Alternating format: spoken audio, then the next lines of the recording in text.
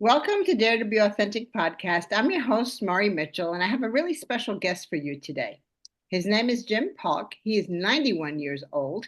I should say 91 years young, long retired from 10 years as a naval submarine officer, retired from Procter and Gamble Manufacturing, retired from running a marine fishing conservation organization, and then writing articles for fishing magazines and two books. He was born and raised in Brunswick, Georgia, and a graduate of the U.S. Naval Academy. He's also author of Shaking Up the World, Stories of the Naval Academy Class of 1957, and Swimming for Our Lives, a Naval Academy. We're so glad to have you here today, Jim. How are you doing today? I'm doing great. Thank you, Maura, for inviting us. Oh, it's my pleasure to have you. I mean, you have a lot of experience. And what I love the most about you, because we already had a talk, is your bubbly personality. I mean, you just have this smile going all the time. And I'm like, oh my gosh, 91 years old and smiling like that? That's who I want to be when I grow up. Well, if you ask my granddaughters how old he is, how old is your papa? They would say he's 12 years old in the sixth grade, and his teacher is Mrs. Farr. I've been telling that since they're born, and now they're all in their 30s, and they will still tell you that. And Oh I, my I goodness. call them number one, number two, and number three. And they send me cards, and they all sign it number one, number two, or number three. That is so hilarious. Oh my gosh, how funny. So in other words, you're admitting that you brainwash your grandchildren. Oh my, well, I try, but they brainwashed me too. Yeah, I imagine. So tell us a little bit about why you were inspired to write your newest book, Shaking Up the World. Well, it starts with before my first book.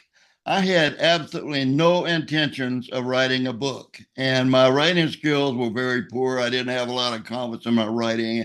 I've done some writings over the years, but not real good. But after I retired and started doing, I was pretty well known in the state of California, my name being the conservation Mhm. area. So the magazine and newspapers wanted my name in their uh, magazines and newspapers. And so I started writing stories about our fishing and our adventure stories and whatever, and they were happy to get them. And I did it just for free. I didn't. I think I saw one article. Just I don't know why I did, but I did. But rest of them were free. And anyway, I had a friend in Augusta, Georgia, that was a retired editor of the Augusta Chronicles newspapers, and we'd coordinated on a couple of stories, and he had written a couple of books, and so I was complimenting him on his book, and he said, "Well, Jimmy, you could write a book too." I said, "You gotta be kidding." I said, I'm not capable of doing a book." And he said, "Yeah, he's just take some of your stories, put it together, and that's a book." And I said, "How many would you need?" He said, "Well, maybe 10 or 12." I said, "Well, I'll look." So I went through my files and I found four or five that were half decent that I could edit up and maybe make them decent. Mhm. So that started me on a process of trying to do enough stories, do a book. And initially, I came up with about 21 stories for book number one, Swimming for Our Lives. And I think the main story I came up with was my love story, which we may want to talk to when we get to the authentic thing. And anyway, I published that book, and I said that was it. I didn't have any other stories I could put. I was really stretched to come up with something for that book, but it did well, and everybody said you got to do another book. I said, "What do you mean doing it?" He said, "Old man, have you got another book? Can you do it?" So I started thinking about my classmates and the things that they had experienced. And I would say that because it was not this book is not Shaking is not a book about bios. Because bios can be very boring, but Mhm. these are events in people's lives. And in order to be in the book, it had to be a significant event. So I thought back to the first day that I got to Annapolis in June of 1953. We were all there. There were representatives of 50 states and six foreign nations. No one knew anyone else. So everyone was running around, where are you from? What do you do? And so forth. And it seemed like to me that everyone I met had graduated valedictorian in their class. They were president of their class, and they were captain of the football team. And I'm saying, heck, I'm none of those things. What am I doing here? But I'd had 2 years of college, and I'd been to differential equations and math, and so and I was in a military school, so I had all that military background. I didn't have to learn any of that.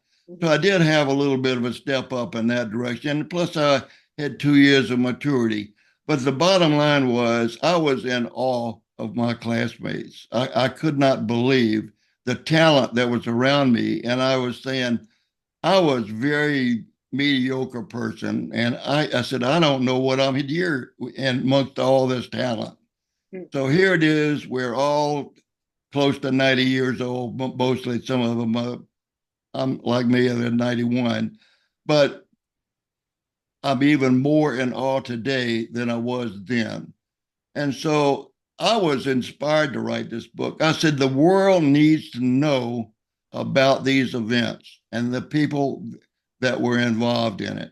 And so that's what really inspired me. I mean, and I can't believe my classmates, to have a classmate that spent 3 days on the moon, to have a classmate that was the architect of the GPS system that we take for granted today.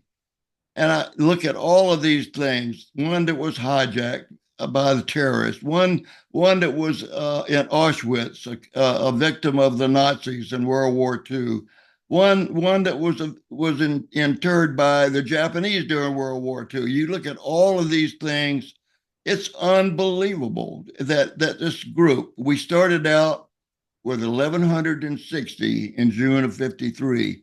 We graduated 848. So we a lot that dropped out. Today, there are probably about 250 of us that are still alive. But and a lot of us had fathers that were in the military, graduates of the academy. My roommate had 30 years in the Marine Corps, and his dad had 30 years before him. His dad was the class of 1927. Wow. And so his dad went through World War II. I had classmates whose fathers were carrier pilots and win battles that are so significant in World War II. So all of this stuff just kind of just overflowing me. It was just simple little boy from Brunswick, Georgia. And I'm just overwhelmed with all of it. And when I read my stories, I am so inspired by them because I'm learning things that I didn't know before. But it's been a wonderful experience for me. That's so awesome. And as I think about these, and you said you're so inspired. So I imagine that your purpose for writing these was to encourage and inspire others. So tell us a little bit about what a reader can expect from the book. Well, I think number one, it's entertaining. It's somebody's going to enjoy reading this book, and people read it and they say, I can't put it down because there's a diversity in the stories. Because you got some stories about two children that were at Pearl Harbor when the Japanese attacked in 1941. Mm-hmm. You've got other people that instance at the Naval Academy when they were midshipmen. You've got some that when they're in the military, in fact, Army, Navy, Air Force, and Marines, and then you've got civilian events, and so you've got all of those things. So it's a diversified book. And is it inspiring? I think it's got to be inspiring. And I'll tell you a story. Okay. We had our book signing June the 18th in Kingsland, Georgia. And I had a woman that called from Jacksonville. And she said, Jimmy, if I come up to Jacksonville with a book, will you sign it for me? And I said, absolutely. And so she came up, and the room was full of people, and people were taking turns coming up and everything. There was snacks for people to eat and drink and whatever. And it was a very social occasion. And she finally came up and sat in the chair. She introduced herself. Her name was Karen Stevens. And she said, I want you to sign this book and dedicate it to my son. His name is Spencer Stevens. And I said, okay. And she says, he's going to Annapolis next week. So he was starting to Annapolis, and she wanted him to read that book before he got there. Wow. And he went to Navy, and now here he is, a period of time there. He's a baseball player on the Navy team. He's 6'4", 220 pounds. Oh. And I'll tell you, and he got there, they wouldn't let him take batting practice because he was a pitcher. He kept saying, "Coach, let me bat, let me bat, let me bat." And they finally let him in. He said, "We'll give you 4 pitches." That's all the time they had with all the play. He said, "Okay." He hit 3 home runs out of 4 pitches. Oh my God. They said, "I guess we'll let you bat."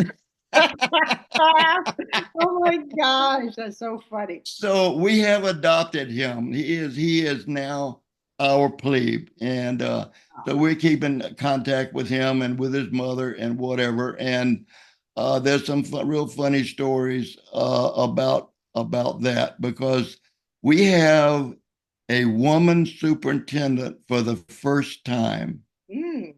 Her name is Davids. And she's a vice admiral. She's a 3-star admiral, and she's the first woman soup. Well, she's really taken a liking to Stevens. And at one of the games last fall,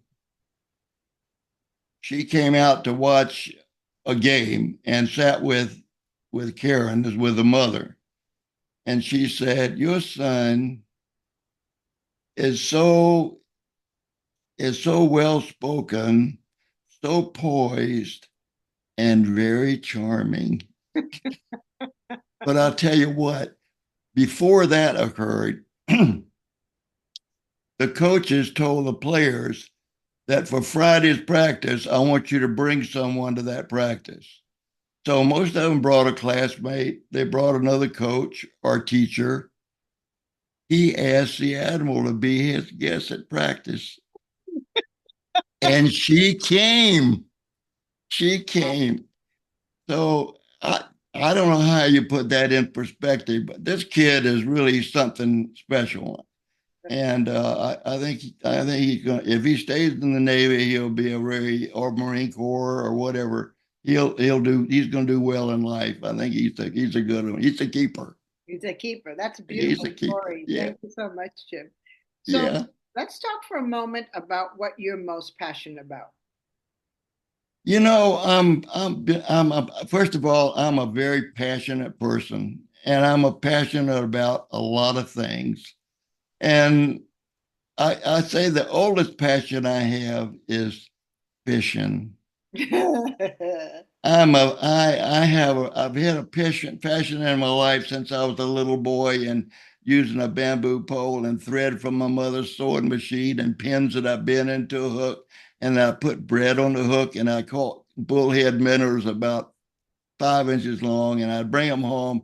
And I'd say, "Mama, will you cook these for me?" And she'd think I was crazy. She'd clean them, I'd clean them, and she'd cook them. That was crazy. Oh, But anyway, I have even in the Navy, I had a rod and reel, and I had to sleep with it because there wasn't any room for storage. So whenever we got somewhere, I was always out on a dock fishing, or wherever we went, I was fishing. And I've fished all over the world, and I've caught big fish and small fish. And since Rachel came on board to help me out, she's been driving me over every week to a place where I farmed, and there's a pond there, and I can go out on the dock with my walker and sit in a chair, and I can fish. And we catch bass. I have never caught fewer than 5 in 2 hours. So I got 2 hours of fishing. And so we actually did a tutorial on fishing, if you could believe it. We did a tutorial on fishing with plastic worms, rigged wacky style.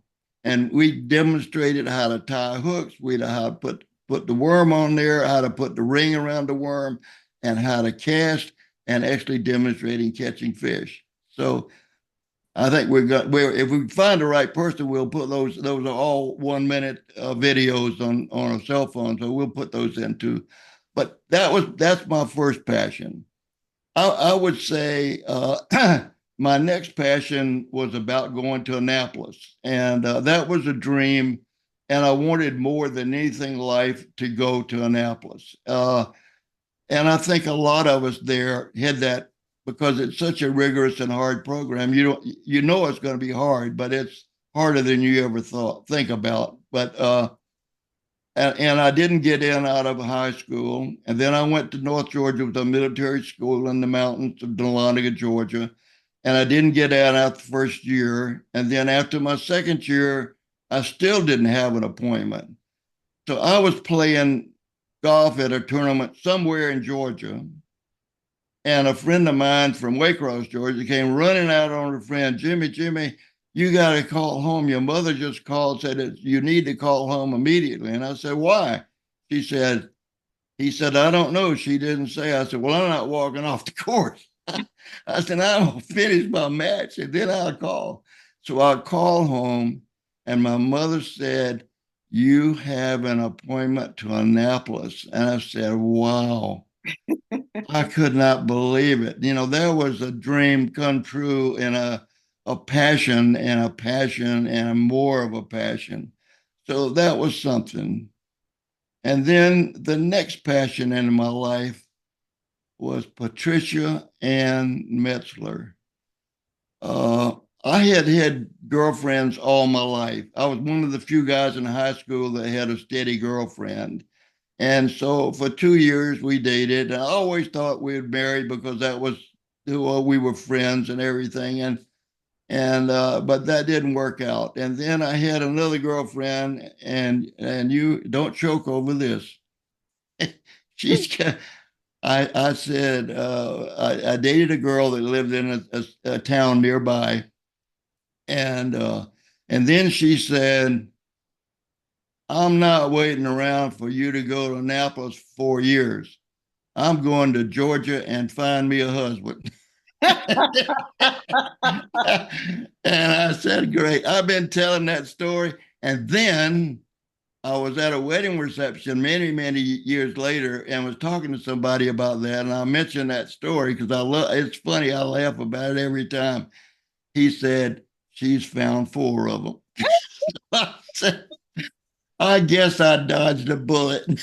But anyway, when I had a couple more girlfriends when I go into college and everything, and when I got to Annapolis, my Georgia girlfriend, I couldn't get her to come up there, and she said, "Seeing you twice a year for a few days a year is not much of a relationship." So she wrote me a Dear John letter, and at Annapolis, we posted the letters on our doors so that everybody could read them. Oh my gosh.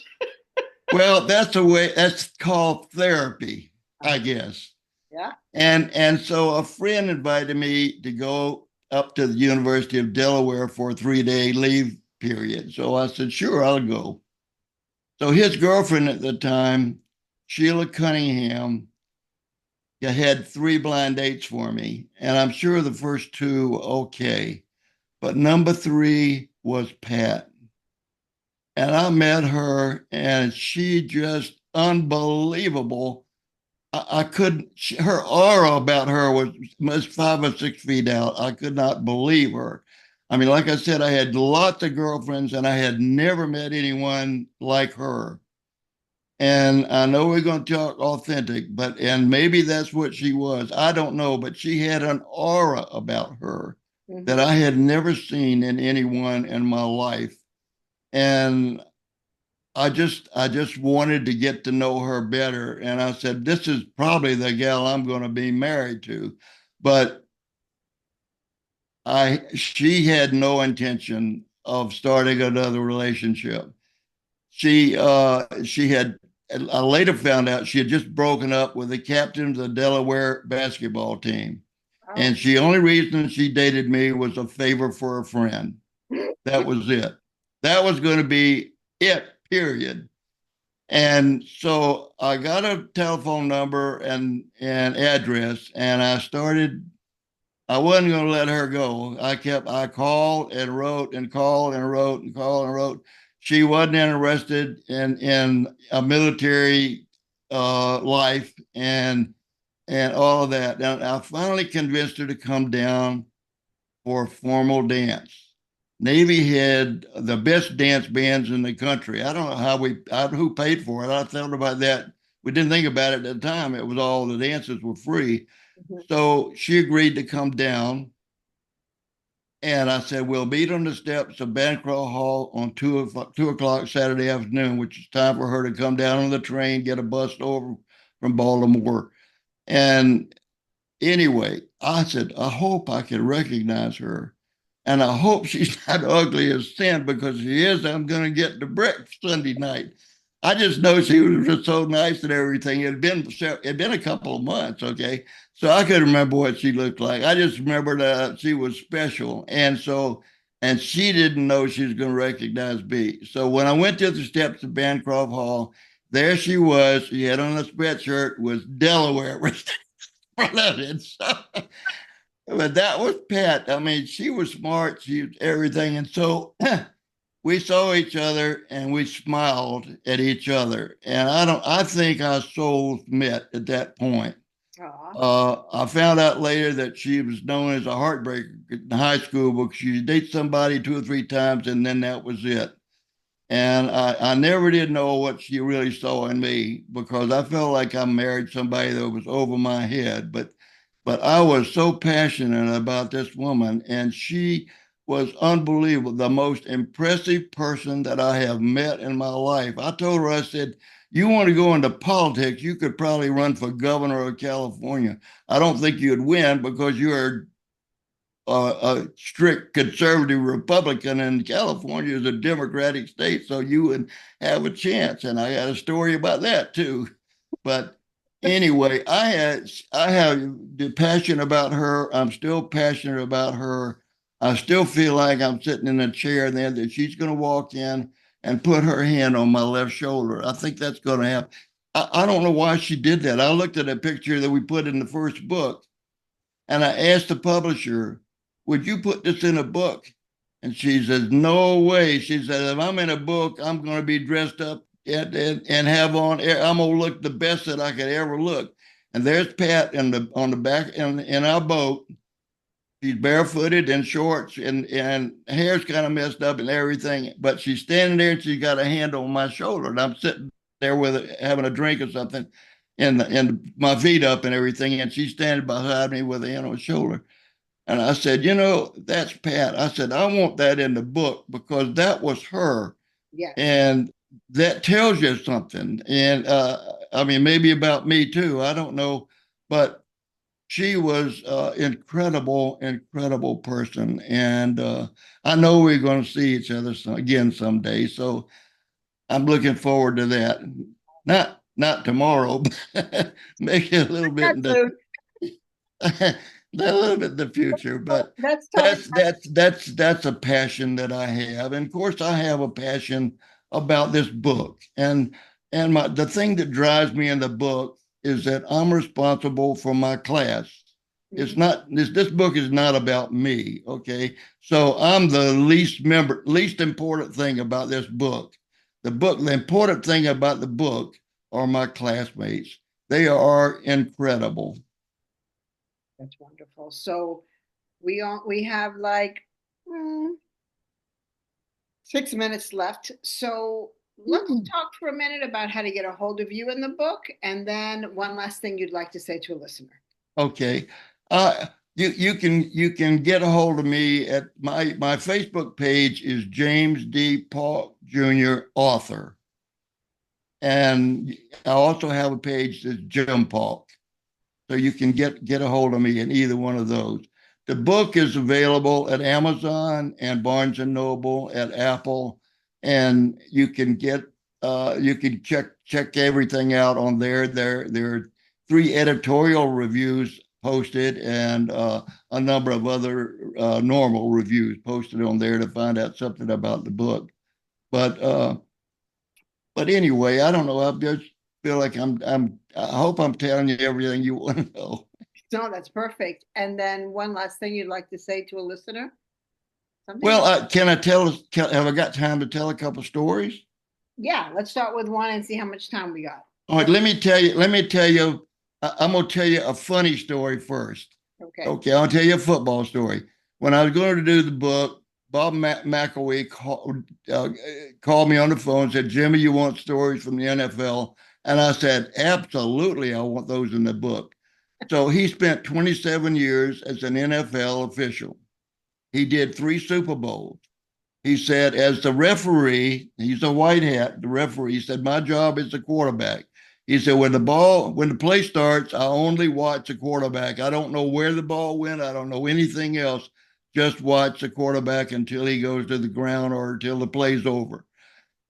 He said, but before the play starts, I have other things to check. I check the game clock, the play clock, the formations, the substitutions. But he said, when I'm in Chicago, I have one other thing to do.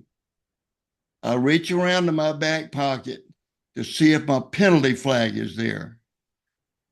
If it's not there, he said, I go to the huddle, I stand behind number 34, and I say, Peyton, give me my flag back. And Peyton pulls the flag out of his shirt and gives it to him. He puts it back. And then this play starts, but nobody in the crowd or television ever knew that existed. Oh But my of course, God. the guys in the huddle are all laughing, right? So I think I love out loud every time I enjoy that story. But I got one other, my favorite story Mhm. is about George Phillips. George was the commanding officer of a seagoing tug, which is very unusual for Academy graduate because normally they're on a destroyer, battleship, cruiser, aircraft carrier, not a tugboat. Right. But he had 2 chief warrant officers, one in charge of the engineering spaces, and Bosun Beans was the top side.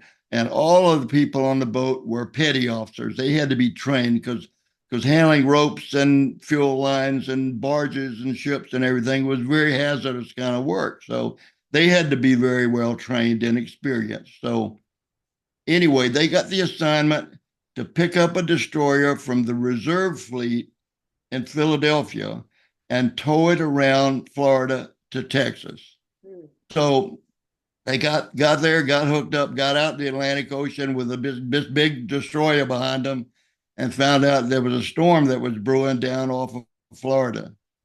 So they decided, the heck with this, we can't go down there and get involved in a hurricane with a big destroyer behind us. That'd be very hazardous.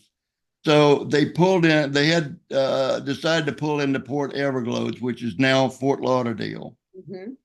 But the night before they pulled in, George had very extreme abdominal pains. So the doctor on board, who was a chief corpsman, hospital corpsman, said, you have appendicitis. We got to get you to the hospital as soon as we get in. So when they got in, got tied up and everything, the paramedics and the ambulance was up on the dock and they came down and put George on the gurney. So there goes the captain up on a gurney to the hospital. So Okay. he gets to the hospital. They determine it was gastroenteritis, not appendicitis. So they let him out the next morning. When he got back to the boat, they were all waiting for him. They said, Skipper, we found out that if you go to Miami, you and take our pay records, that you can get money down there and come back and pay us. We are all broke. We don't have any money. We're in the best Liberty port in the United States, and we can't go ashore and have fun because we have no money. So take pay raise down there and get the money for us. And by the way, we have a pickup truck for you. So sailors always have everything figured out. So George gets in the pickup truck and starts down Highway A1A, which has got the ocean on one side and strip malls on the other. So as he's going down there, somebody pulls out of a strip mall without looking, and he had swerved to the left to avoid hitting T-boning him. So he scraped all the way down the side of another car. Oh no. So they pull off the road, and the other guy is just madder than you could believe. So he called the police. The police come and they gave George a ticket. So now the captain has a ticket. But the officer says, I'm taking your driver's license because you're in the Navy and we can't depend on you showing up in court. So you come to court at 2 o'clock this afternoon and we'll give you your driver's license back. Oh my goodness. So George goes to court, and the judge is very ornery and a tough customer, and speaks both Spanish and English because a lot of the cases in Miami are Hispanic. So the eventually the clerk reads George's name, and he stands up, and the clerk reads the charges, and the judge says, "How do you plead?" And George said, "Not guilty." And the judge bangs the gavel down and says, $25. And George says, "Judge, let me," and he banged the gavel down. He said, $25. And George says, "Let me," and Judge says, "Bailiff, take him away." So the bailiff takes the captain by the arm and locks him up. So now George is locked up. So, but there's a telephone on the wall, and he had some loose change in his pocket. So he called the boat, and he got the executive officer on the phone. He said, "They got me locked up down here and in Miami. I need you to bring $25 down and lock me and get me out." And he said, "Sir, I don't have $25." He said, "Well, pass the damn hat. There's got to be $25 on the boat." And so a couple hours later, a group shows up, and the bailiff lets them out, and they're standing in the hall. And there's Bosun Beans, and he looks at him. He said, "What are you doing here all dressed up in blues like you're ready for inspection?" He said, "Well, sir," he said, "I've never been able to bail the captain out before, and I wasn't going to miss this opportunity." So anyway, at about that time, the judge comes out of the courtroom, and he sees this group out there. And he and Bosun Beans start looking at each other, and all of a sudden they run together and start jumping up and down. It turns out that they had been best friends in New Jersey, had joined the Navy together, and at Pearl Harbor, a bomb had blown both of them over the side, and each thought the other was dead until that moment. Wow. So that judge says $5 court costs. And so when they paid the $5, they went back to the boat. And he got on the phone, he called his wife. He says, "Honey, sit down. I have something to tell you." He said, "In the last 2 days, I've been in and out of the hospital and in and out of jail." That's all I have to say. God, that's a crazy story. It doesn't even sound like a real story. It sounds like fiction.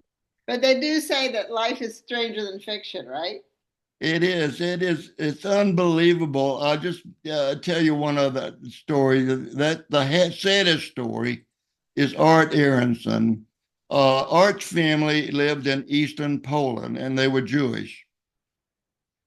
The Nazis loaded them on the boxcars and took them to Auschwitz. And when they got there, got off, the wind was blowing in that direction, and they could smell the burning flesh. So they knew that their future was not very good.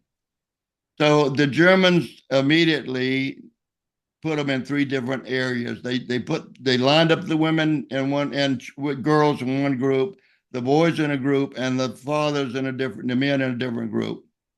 So Art later found out that his mother and his sister were executed immediately, and he didn't see his father again for years. He did chores around and whatever the Nazis sent him to do, and his father was in a work camp, and in my book I described more. And after when the war was over, they sent him back to Eastern Poland. His father was in New York. Neither knew where the other was. So it was a couple of years before he joined his dad in New York, and then they made it to Texas, and he got an appointment and went to Annapolis. But that's a unbelievable story. He actually had the tattoo on his forearm like they did to all Jews. But great guy, did great. He spoke 5 languages. A brilliant person, and a good addition to our class. I'll say that. So I like to tell that story. But of course, having a classmate like Charlie Duke that walked on the moon, that's a great story. And the important thing for me was he wanted me to interview him. He didn't want to write his story. He said, Jimmy, you write it and I'll check it. So I asked my 31-year-old granddaughter, who's got a photographic memory, I said, you sit down with both, take a set of notes, and then we'll combine it and write it. So she was there, and when we interviewed Charlie, we both took notes. And then I took those and made them into story and sent them to Charlie for him to check it and add a little bit to it. But Right. that was fun because I got to do that with my granddaughter. That was a special story. But Charlie's story is unbelievable, and I think anybody reading the book, he even tried to do an Olympic event on the moon, and NASA said no more. If he had fallen the wrong way on and the backpack at birth, he was going to be dead. So anyway, that's a great story. But and Brad Parkinson is the one that's responsible for us having GPS today, and he's a retired professor from Stanford now, and but he's received honorary degrees from all over the world. There's a picture in the book of him receiving the QE2 award from Prince Charles. Wow. And both of them have a big old smile on their face. And I said, Charlie, what in the world are you guys? Because it's almost like they break it down with it. So, what is that smile thing? He said, well, he said, the prince asked me if I could tell him how it worked. And I said, have you got about an hour? Wow. Well, we're out of time, but oh my gosh, it's been delightful listening to your stories, talking about your book.